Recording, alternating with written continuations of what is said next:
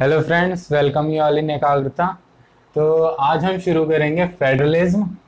इसको कहते हैं हम संघात्मकता। संघात्मकता, देखो इसका मीनिंग क्या होता है कि वही जो हमने फेडरल पढ़ा था, वही फेडरल का मतलब और उसी से फेडरेशन का मतलब दोनों लगभग बराबर ही हैं। बेसिकली मैं एक्चुअल मीनिंग उसका बताऊंगा आगे चलकर कि एक्चुअल में फेडरलिज्म आया कैसे। तो जो फेडरलिज्म का मेन फंक्शन क्या है कि मतलब क्या है वही बताना चाह रहा हूं। सेंटर और स्टेट के बीच में division of power, division of power कैसा है, और कैसा है इन द सेंस सेंटर के पास ज्यादा पावर है या फिर स्टेट के पास ज्यादा पावर है। ठीक है, इतना समझ में आ रहा होगा फेडरलिज्म का मतलब। ठीक है, अब देखो ये तीन तरीके से डिवाइडेड। पहला यूनियन, दूसरा फेडरेशन, तीसरा कन्फेडरेशन। ठीक है, इसको समझाने से पहले मैं एक चीज जरूर बताना चाहूंगा। जैसे हमने पुरानी वीडियो में क्या पढ़ा था, देखो जितनी भी मैं वीडियोस बनाई हैं वो सारी की सारी एक दूसरे से इंटरकनेक्टेड है। तो आप एक स्किप करोगे तो अगली में बढ़ना और उसको समझना उतना ही मुश्किल हो जाएगा। तो देखो, उसको समझने से पहले क्या देखो, रिटन कॉन्स्टिट्यूशन हमने पढ़ा था। रिटन कॉन्स्टिट्यूशन, उसके आगे क्या पढ़ा था हमने, कुछ पॉइंट्स पढ़े थे। उनमें से एक पॉइंट क्या था, हमने क्या पढ़ा था रिटन कॉन्स्टिट्यूशन में। रिटन कॉन्स्टिट्यूशन की नेचर ऑफ पॉलिटी क्या होती है।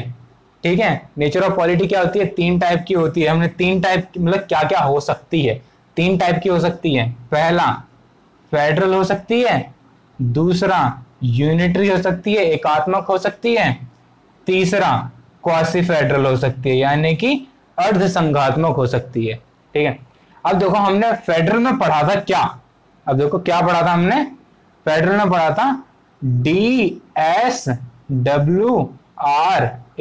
5 वर्ड पढ़े थे हमने लास्ट लेक्चर में, देख लेना नहीं पढ़े होंगे तो। लास्ट लेक्चर में देखो, लास्ट लेक्चर में हमने क्या पढ़ा था, DSWRA क्या पढ़ा था। देखो इसमें था हमने कि मेन 5 पॉइंट पढ़े थे जो ग्लोबली बताते हैं कि कोई किसी भी कंट्री के लिए फेडरल होने के कौन से पॉइंट्स हैं। ये 5 पॉइंट्स हैं।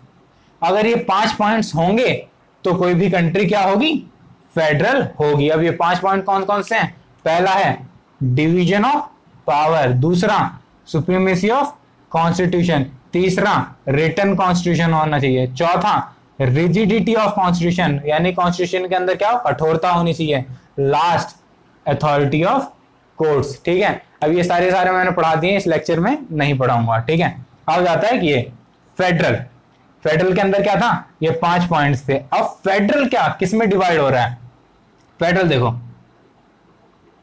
फेडरल से ही क्या बना है हमारा, फेडरेशन। अब आ जाता है फेडरल, फेडरेशन किस में डिवाइड है, यूनियन, दूसरा फेडरेशन, तीसरा किस में डिवाइड है, कन्फेडरेशन। ठीक है, पहला किस में डिवाइड है, यूनियन, दूसरा फेडरेशन और तीसरा कन्फेडरेशन। समझ में आ रहा होगा सीरीज क्या चल रही है हमारी। ठीक है, रिटन पढ़ा हमने, देखो मैं शुरू से ही बताते आ रहा हूं, स्टेप वाइज पढ़ूंगा। ये तरह से पूरे अभी तक जितना भी लेक्चर पढ़ा है उसका समझ लो कि पूरा निचोड़ है। हम रिटन से घूमे हैं और कहां तक, इस वाले पूरे लेक्चर तक आए हैं। तो इस वाले लेक्चर से मतलब क्या है, रिटन कॉन्स्टिट्यूशन पढ़ा था, उसके अंदर बहुत सारे पॉइंट्स पढ़े थे। फिर नेचर ऑफ पॉलिटी पढ़ा था, उसके अंदर पॉइंट्स पढ़े थे। ये DSWRA पूरा पढ़ा था, उसके अंदर फेडरेशन पढ़ रहे हैं हम, और उसी के अंदर हम यूनियन, फेडरेशन और कन्फेडरेशन पढ़ रहे हैं। अब ये चीज होती क्या है, अब सीधी सी बात है, जब ये चीज इसी के अंदर आ रही है तो क्या इन सब के अंदर DSWRA नहीं होगा, इन सब के अंदर DSWRA नहीं होगा। तो इनके अंदर इसलिए मैंने लिखा है यूनियन, फेडरेशन और कन्फेडरेशन के अंदर तीनों क्या होंगे, DSWRA यानी कि हर कोई भी फेडरल होगी, ठीक है, कोई भी फेडरेशन होगी वो किस टाइप का होगा, कोई भी गवर्नमेंट होगी या तो वो यूनियन टाइप का होगा यानी कि डिवीजन ऑफ पावर किसका हो रहा है, जो डिवीजन ऑफ पावर होगी या तो वो यूनियन टाइप की होगी, या दूसरी फेडरेशन टाइप की होगी, या तीसरी कन्फेडरेशन टाइप की होगी। इतना समझ में आ गया होगा। तो मूव करते हैं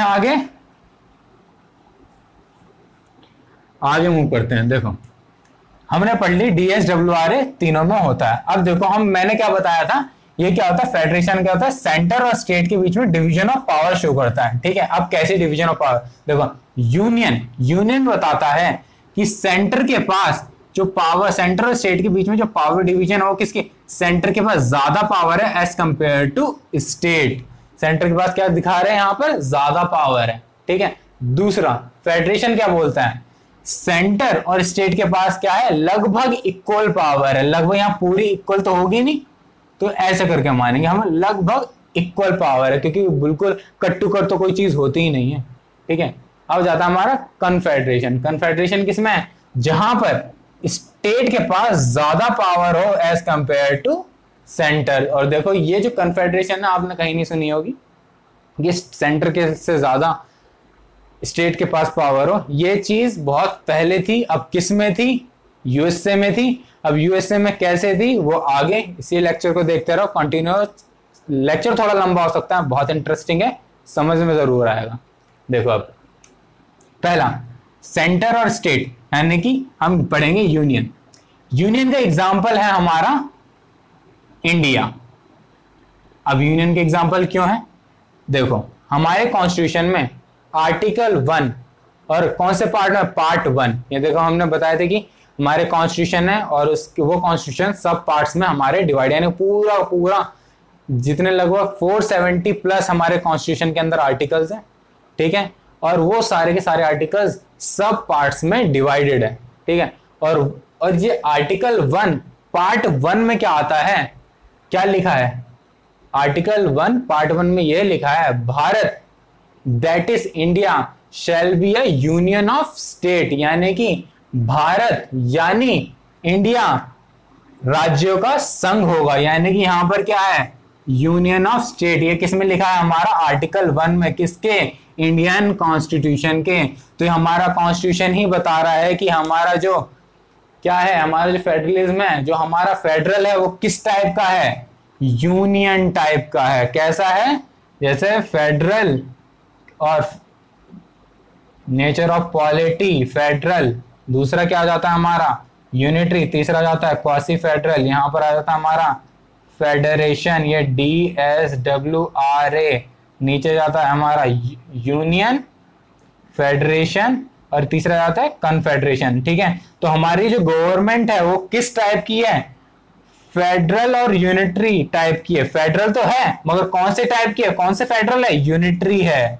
ठीक है, यानी कि यूनियन बाय यूनियन टाइप की of, union type of federal है, union type of federal, union type of federalism show करता है हमारा क्या, इंडिया। समझ में आ रहा होगा। अब देखो इसका मतलब क्या है एक्चुअल में, देखो सेंटर के पास ज्यादा पावर है। अब जो मेन टॉपिक है इतना तो समझ में आ गया होगा, अब जो मेन आगे का है वो समझ लो। देखो सेंटर और स्टेट बहुत इजीली समझाने की कोशिश करूंगा, जैसे कि हम हर बार एक एग्जांपल लेके शुरू करते हैं, इसमें भी एक एग्जांपल लेंगे और दिमाग में आराम से फिट हो जाएगा। देखो ये हमारा क्या है, सेंटर। ठीक है, अब देखो एग्जांपल लो, नॉर्मल एक पेरेंट होते हैं और उनका बच्चा होता है। ठीक है, पेरेंट यानी कि हमारे पापा कितना ही बच्चे को पीट ले मार ले, जब तक वो बड़ा नहीं हो जाता, ठीक है, वो मार खाता रहेगा मगर ये नहीं बोलेगा कि भाई मैं घर छोड़ के जा रहा हूं। ठीक है, वो क्यों, क्योंकि वो अपने पेरेंट्स के ऊपर कहीं ना कहीं पूरा का पूरा डिपेंडेंट है, ना उसकी जॉब है ना कुछ है, वो खाना पीने सब कुछ कहां पर, अपने घर वाले के ऊपर डिपेंडेंट है। तो क्या वो घर छोड़ के जाने की कोशिश करेगा, नहीं करेगा। सेम चीज हम यहाँ पर कॉन्सेप्ट पे लेके आएंगे। देखो यहां पर क्या है, सेंटर के पास ज्यादा पावर है, यानी कि डिसइंटीग्रेशन, यानी कि जो बच्चा और बाप से अलग क्यों नहीं होना चाह रहा था, क्यों, क्योंकि वो पूरा का पूरा डिपेंडेंट था अपने पापा के ऊपर। देखो यहाँ पर तो समझ लो, स्टेट को बच्चा समझ लो, यहाँ पर सेंटर को उसका पापा समझ लो। तो ये क्या है, सेंटर यानी कि स्टेट, जो हमारे स्टेट डिसइंटीग्रेशन नहीं हो सकता सेंटर से। रीजन क्या है कि यहां पर जो स्टेट है वो पूरा का पूरा डिपेंडेंट है सेंटर के ऊपर, क्योंकि जितनी भी पावर है हमारे इंडियन कॉन्स्टिट्यूशन में जो लिखी है वो सारी की सारी जो पावर मैक्सिमम सेंटर को दे दी गई है। किसी भी कुछ भी जरूरत पड़ेगी स्टेट को, वो कहीं ना कहीं सेंटर से ही लेगा। ठीक, अब मान लो हमारे जितने भी GST आ गया, जितने भी टैक्सेस आ गया, घूम फिर के सब पहले सेंटर पे आएगी, फिर बाकी में स्टेट्स में वितरण होगी। तो इवन अपना खाना खर्चा निकालने के लिए भी स्टेट मैक्स किस पे डिपेंडेंट है, सेंटर के ऊपर डिपेंडेंट है। बाकी कुछ कुछ चीजें हैं जो सेंटर को खुद को दी गई हैं, बाकी वो इतनी ज्यादा इंपॉर्टेंट रखती नहीं है। जैसे हमने पढ़ ही लिया है 7 शेड्यूल में पढ़ लिया हमने, 3 लिस्ट पढ़ ली है।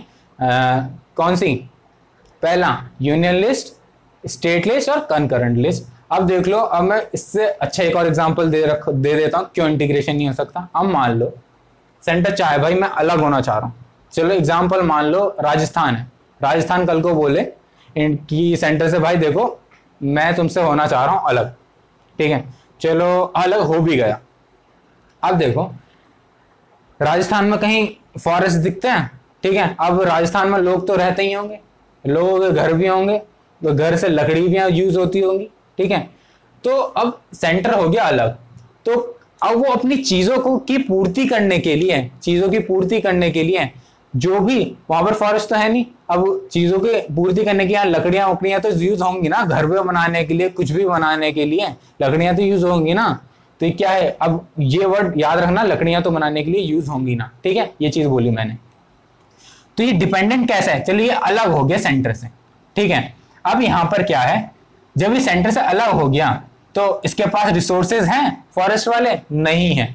और वो किस लिस्ट में आ रहे हैं, हमारे रिसोर्सेज वाले। जब ये बिल्कुल अलग हो गया तो इसका तो कुछ अधिकार ही नहीं हुआ उसमें, इसके पास कुछ रिसोर्सेज नहीं है, कुछ उपजाऊ नहीं होता, तो ये कहीं ना कहीं किस पे, बाकी स्टेट्स पे डिपेंडेंट है। वो किसके अंडर है, सेंटर के अंडर है, ठीक है। अब बोलो ठीक है कोई ना, मैं सब कुछ करूंगा और मैं सबसे अलग हो जाऊंगा, ठीक है।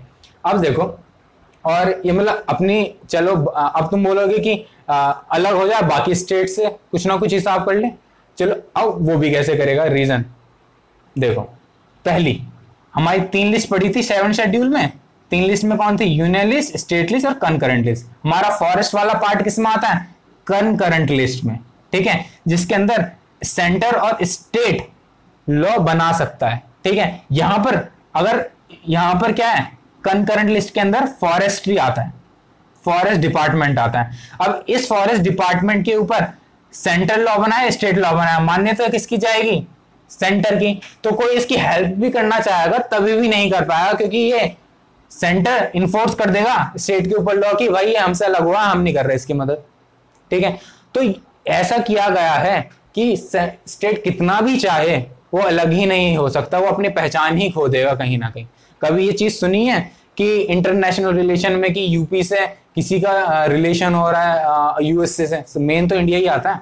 तो इंडिया से क्या है कि एक तरह से उस चीज का राजस्थान में डेवलपमेंट ही स्टॉप हो जाएगा, तो चाह कर भी अलग नहीं हो पाएगा। चीजें अब क्लैरिटी आ रही होंगी कि वो डिसइंटीग्रेशन क्यों नहीं हो सकता। दूसरी चीज, इन दोनों के बीच में कोई लीगल एग्रीमेंट नहीं होता, ठीक है, ये बहुत इंपॉर्टेंट बात है।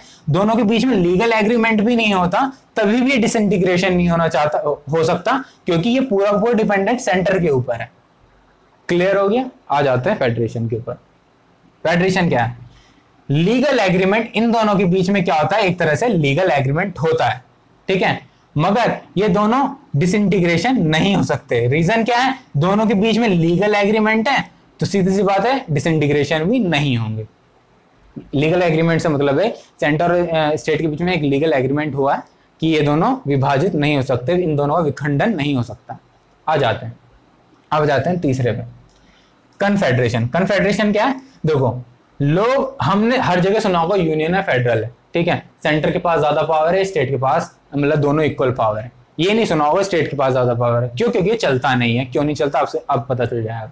देखो लीगल एग्रीमेंट है क्या, इसमें सेंटर और स्टेट के बीच में क्या लीगल एग्रीमेंट नहीं होता। अब देखो जब लीगल एग्रीमेंट ही नहीं है, ठीक है, तो जब लीगल एग्रीमेंट नहीं है और ऐसा भी कुछ नहीं है कि स्टेट के पास ज्यादा पावर है, जब स्टेट होंगे तो स्टेट 1, स्टेट 2, स्टेट लगातार अलग अलग स्टेट्स होंगे, ठीक है। अब देखो ये सब अलग अलग है, तो यहाँ पर डिसइंटीग्रेशन होने की पॉसिबिलिटी कितनी है, बहुत ज्यादा है, ठीक है। जब डिसइंटीग्रेशन होगा तो एक तरह से कोऑर्डिनेशन नहीं बन पाएगा, कोऑर्डिनेशन नहीं बन पाएगा तो डेवलपमेंट नहीं हो पाएगा। सीधी सी बात, सबको अपने क्या है, डेवलपमेंट करना है। तो कहीं से अब खुद ही बताओ कि तुम गवर्नमेंट बनाना चाहोगे तो तुम कौन सी गवर्नमेंट बनाना चाहोगे, यूनियन टाइप की, फेडरेशन टाइप की या कन्फेडरेशन टाइप की।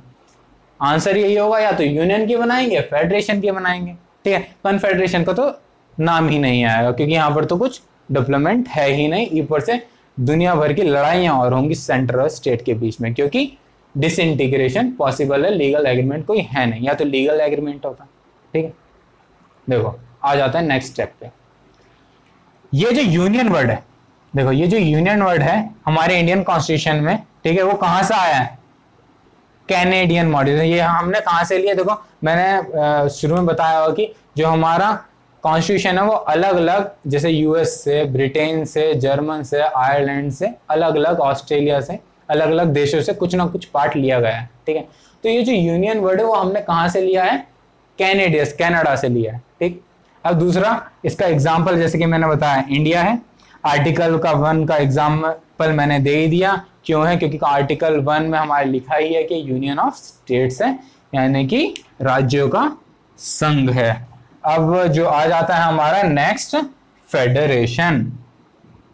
फेडरेशन का एग्जाम्पल क्या हो जाता है हमारा? यूएसए। यूएसए का मतलब यूनाइटेड स्टेट्स ऑफ अमेरिका। देखो यूनाइटेड स्टेट्स ऑफ अमेरिका को यूनाइटेड स्टेट ऑफ अमेरिका बनने में, समझ में आ रहा? यूनाइटेड स्टेट्स ऑफ अमेरिका को यूनाइटेड स्टेट्स ऑफ अमेरिका बनने में क्या हुआ और वो कैसे बनी? ठीक है, ये चीज वर्ड कैसे आया? ठीक है, अब वो चीज समझाने जा रहा हूं। देखो मैंने आपको बताया था कि कहीं ना कहीं कन्फेडरेशन यूएस से रिलेटेड है। ठीक है, इतना पता चल गया होगा। जो यूएस है वो यहां से यहां तक कैसे शिफ्ट हुई? ठीक है, वो पहले क्या थी? कन्फेडरेशन थी, वो कैसे शिफ्ट हुई फेडरेशन तक? ये कैसे?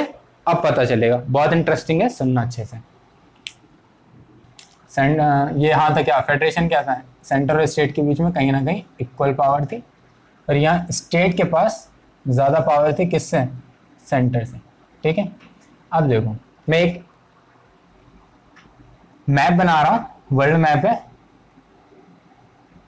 थोड़ा फास्ट बनाऊंगा, गलती भी हो सकती है।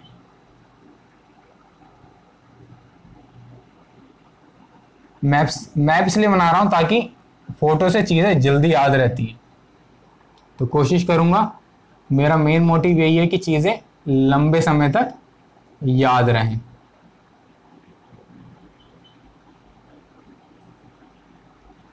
छोटी सी कहानी है, उसको आज हम पढ़ेंगे कि कन्फेडरेशन से यूएस फेडरेशन की तरफ कैसे मूव हुआ। थोड़ा ऐसे बना लेते हैं हम, थोड़ा समझने की। बाकी वर्ल्ड मैप तो सबको पता ही है, मैंने थोड़ा रफ बना दिया। देखो ये स्टोरी शुरू करते हैं अब हम। ये टाइम है 17th के आसपास का।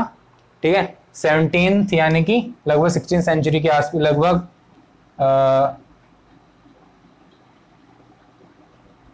17 यानी कि लगभग 1700 के आसपास का है। ठीक है, उसमें क्या था? देखो ब्रिटिश, ये आपको सभी को पता है ब्रिटिश है, ये अफ्रीका है, और ये क्या है हमारा? ये क्या है हमारा? अमेरिका। ये 3 जगहों की कहानी है। पहला, आप सभी को पता है जो ब्रिटेन था उसकी अलग अलग जगह देशों में, जैसे इंडिया हुआ, अफ्रीका हुआ, इवन अमेरिका, यहाँ पर उसकी कॉलोनी बन रखी थी, इन्होंने राज करते थे। ठीक है, तो ब्रिटेन क्या किया? ब्रिटेन करता था अमेरिका के ऊपर अपना कॉलोनी बना रखी, राज करता था। ठीक है, एक टाइम पहले। ठीक है, अब क्या किया ब्रिटेन का उस वक्त क्या करता था? ब्रिटेन अफ्रीका के कुछ ट्राइब्स होते थे, अफ्रीकन ट्राइब्स, स्टोरी है ध्यान से समझना। ब्रिटेन क्या करता था? कुछ अफ्रीका के ट्राइब्स उठाता था और उनको कहां ले जाता था? अमेरिका ले जाता था और उनसे काम करवाता था। ठीक है, अब यहां पर क्या हुआ कि उस वक्त डेमोक्रेसी का एक तरह से स्टार्टिंग हुआ। ठीक है, तो वहां के ब्रिटेन के लोगों ने एक तरह से अपने आप को सॉवरेन चाह कि भाई हम फ्री हों, हम खुद को, उनको मतलब एक तरह से आवाज हुई कि हमको फ्री होना है। ठीक है, वो होता है ना एक तरह से। अब देखो जब ब्रिटेन था ठीक है, ब्रिटेन के लोगों के अंदर एक तरह से ये आए कि हमको फ्री होना है, सॉवरन होना है, तो भाई ब्रिटेन ने भी बोला चलो यार हो जाते हैं, इससे अच्छा लड़ाई दंगे शुरू होंगे हम पे, वही ना जैसे इंडिया का केस हुआ था, उसमें तो बड़ी मुश्किल से हुआ था कि बिना कुछ झगड़ा करे चीजें सॉल्व हो जाएं। तो क्या किया ब्रिटेन ने अपने आप को क्या कर दिया, लोकतांत्रिक घोषित कर दिया। उस वक्त जब ब्रिटेन ने अपने आप को डेमोक्रेटिक घोषित कर दिया तो इस वक्त ये आती है अफ्रीका के स्लेव्स को क्या करते हैं, अमेरिका में जो कॉलोनी बना रखी थी यहाँ पर उससे काम करवाता था, ठीक है। तो भाई अमेरिका ने, अब देखो यहाँ तो कॉन्ट्राडिक्शन हो गया, यहाँ तो अपने आप को तुम डेमोक्रेसी बता रहे हो और यहाँ पर तुम स्लेव बना के अमेरिका में काम करवा रहे हो, अमेरिका पर रूल कर रहे हो, तो यहाँ पर एक तरह से कॉन्ट्राडिक्शन पैदा हुआ और अमेरिका ने बोला भाई देख खुद को तुम लोकतंत्र बता रहे हो, डेमोक्रेटिक कंट्री बता रहे हो, और हमारे यहाँ पर तुम स्लेव यूज करते हो, हमको कॉलोनी बना रखी है, हमारे ऊपर राज कर रहे हो। तो ये एक तरह से क्या हुआ, ये जो कॉन्ट्राडिक्शन फैली कहीं ना कहीं पूरे वर्ल्ड में, ग्लोबली ब्रिटेन का कहीं ना कहीं जो एक तरह से नाम हो वो मतलब बदनाम टाइप का नाम, इसने क्या किया, जो भी प्रोटेस्ट हुए अमेरिका की तरफ से, इसने इसको क्या कर दिया, आजाद कर दिया, और ये क्या हो गया, फ्री हो गया। कौन सी, 1776 के अराउंड, ठीक है, 1776 में ये लगभग फ्री हो गया। देखो अब जब ये फ्री हो गया तो यहां पर क्या होता है कि जब ये फ्री हो गया उस वक्त क्या थे, जो हमारे जितने भी स्टेट्स थे, ठीक है, यहां पर स्टेट्स के पास ज्यादा पावर थी एज कंपेयर टू सेंटर, ठीक है। यहां पर अलग अलग स्टेट्स थे और यहां पर सेंटर थे। अब जब इन्होंने इसको फ्री कर दिया तो यहां पर अब क्या, अब सिचुएशन क्या है, 76 को ये फ्री हो गए, ठीक है। सिचुएशन क्या बन रही है, स्टेट के पास ज्यादा पावर है एज कंपेयर टू सेंटर, जितने भी स्टेट है सेंटर से ज्यादा पावर रखते हैं, ठीक है। अब इन्होंने सोचा भाई नई नई स्वतंत्रता हासिल मिली है, नए नए रिपब्लिक हुए हैं, ठीक है, कौन अपनी स्वतंत्रता को दोबारा वो करना चाहेगा, हार्म करना चाहेगा कि दूसरा आए फिर दोबारा इनको क्या अपना गुलाम बना ले, ठीक है। उसके लिए इन्होंने क्या किया, इन्होंने सोचा कि भाई अगर हम ऐसी अलग अलग रहेंगे, ठीक है, तो कोई ना कोई फिर यहाँ पर एक कोई आएगा हम पे राज करना शुरू कर देगा। तो अपनी स्वतंत्रता किसको अच्छी नहीं लगती, इन्होंने क्या किया, अपने आप को क्या बना लिया, ये था कन्फेडरेशन, ठीक है। इन्होंने क्या बना लिया, अपने आप को बना लिया फेडरेशन बना लिया, फेडरेशन बना लिया, जहां पर सेंटर और स्टेट के पास कहीं ना कहीं इक्वल पावर थी, ठीक है। रीजन आपको समझ में आ गया होगा कि इन्होंने अपने आप को फेडरेशन में चेंज क्यों किया, यहां से यहां तक क्यों गए, क्योंकि इनको डर था कि इनकी जो स्वतंत्रता नहीं मिली है कहीं ना कहीं फिर से दोबारा ये गुलाम ना बन जाए। तो इन्होंने क्या किया, अपनी इधर से मूव कर गए कन्फेडरेशन से फेडरेशन। तो आपको समझ में आ रहा होगा कि हम इसको क्यों यूज नहीं करते और इसको क्यों यूज करते हैं, और फेडरेशन से क्या बन गए, यूनाइट हो गए। जो अलग अलग स्टेट्स के पास अपनी अलग अलग पावर दिखाते थे और ये क्या बन गए, जो हम यूएस से बोलते हैं, तो ये क्या बन गए, यूनाइटेड स्टेट्स ऑफ अमेरिका। ये या सारी की सारी क्या होगी, स्टेट्स यूनाइटेड होगी, नाम रखा गया क्या, यूनाइटेड स्टेट्स ऑफ अमेरिका। समझ में आया होगा, बैकग्राउंड है, इंपॉर्टेंट है कि हम कहां से कन्फेडरेशन से फेडरेशन मूव करें। आशा करता हूं समझ में आया होगा। नेक्स्ट लेक्चर में हमारा आएगा, इससे भी अच्छा टॉपिक आएगा, कोऑपरेटिव और कॉम्पिटिटिव फेडरलिज्म में क्या डिफरेंस होता है, और उसी के एक स्टेप आगे बढ़ेंगे और उसी से ही हमारा नीति आयोग का गठन कैसे हुआ। बहुत इंटरेस्टिंग लेक्चर है, नीति आयोग हर जगह आप पढ़ते हो, वो कैसे बनी हमारी जो नीति आयोग है। तो नेक्स्ट लेक्चर में हम वही करेंगे, और आने वाले लेक्चर्स में हम क्या करेंगे, एक मैं बहुत जल्द एक लेक्चर लेके आने वाला हूं जहां पर हमारी सारी एक ट्रिक्स होंगी राइट्स को, फंडामेंटल राइट्स, डीपीएसपी, इन सबको समझने की। तो आशा करता हूं आपको समझ में आया होगा, अच्छा लगा होगा। Thank you.